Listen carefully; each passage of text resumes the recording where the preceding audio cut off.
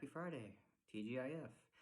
I hope you're still staying at home if you're forced to, and if you're not, please still stay at home.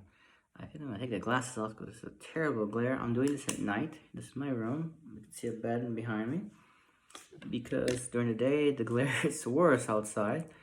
And yeah, I'm gonna share with you today a poem from my new collection called hashtag instead of stay at home, stay at mine, because I'm in the mine and I've been here for like 30 something days already, 31 days I think. And yeah, we've been here in Peru 28 days under a state of emergency. So and we're gonna have 2 more weeks, so it's gonna end up being 6 weeks, but I think it's for a good cause, for all of us. And hopefully people around the country will start respecting the curfew or the isolation period, whatever you want to call it.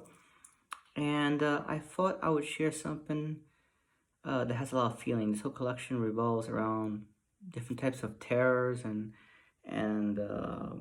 thoughts and feelings and nature and man versus nature, man working with nature, man defying nature, man defying the law. And so the poetry collection begins with I'm returning from Paris and Lyon because I was in France. It's been almost 12 months now I've been here. And not here, but working here. Most of the time here. And so the poem's called From Paris to Ica. And my stay at the mine began with heartbreak a bit. Sort of a breakup. So I thought I'd share this sonnet of sorts. I love sonnets. I love the whole idea of the 14 lines, the end rhyme schemata, sometimes internal rhymes, assonance, consonants, the musicality of it.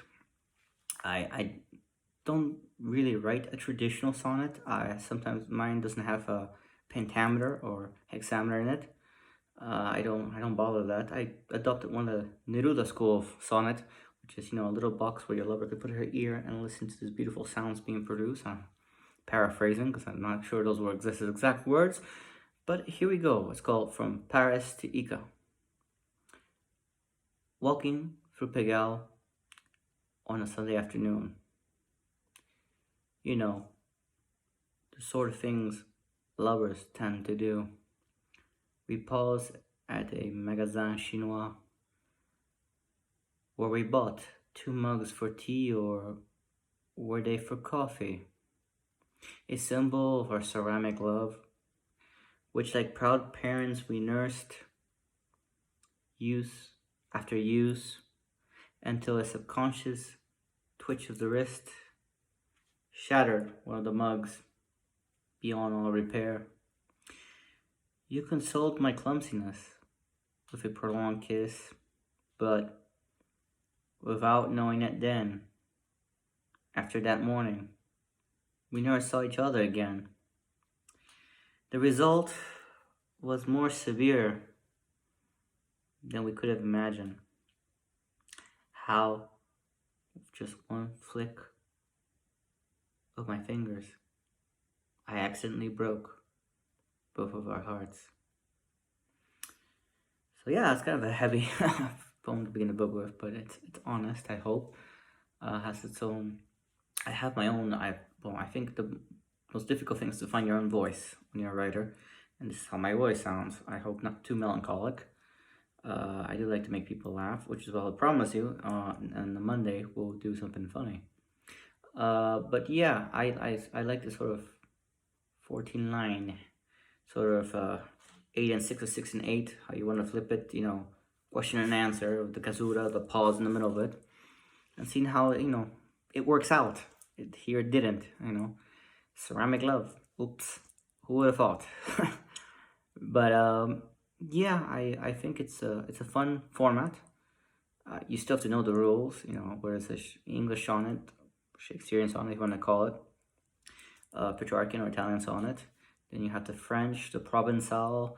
If you're slightly more daring, you got the Meredithian sonnet. I think that's 16 lines, if I'm not mistaken. So still a 10-line sonnet if you're into shorter sonnets. Or you can go Billy Collins' way and write the American sonnet. I think it was one of his poems, and it was very long.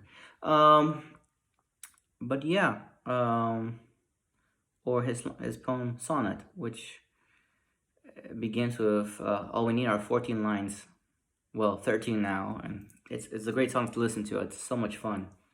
I'll try to post a link to where you can find it on YouTube, or if not, from poets.org or the Poetry Archive. I think it's really worth to listen to it, because the one line where he talks about iambic vomitos, it's in iambic pentameter, so it's quite fun. Maybe one day I'll read one of my favorite Neruda sonnets and one of my favorite Shakespearean sonnets, which is sonnet 138. No one, the poetic voice, because not Shakespeare. The poetic voice says, "When my lover saw she's made of truth, I know that she lies." And the whole play of words. Like there's a video about it by Trevor Dunn. I think worked for the Royal Shakespeare Company. Explains how to read sonnets as miniature plays. I think it's a phenomenal video. You should definitely watch it.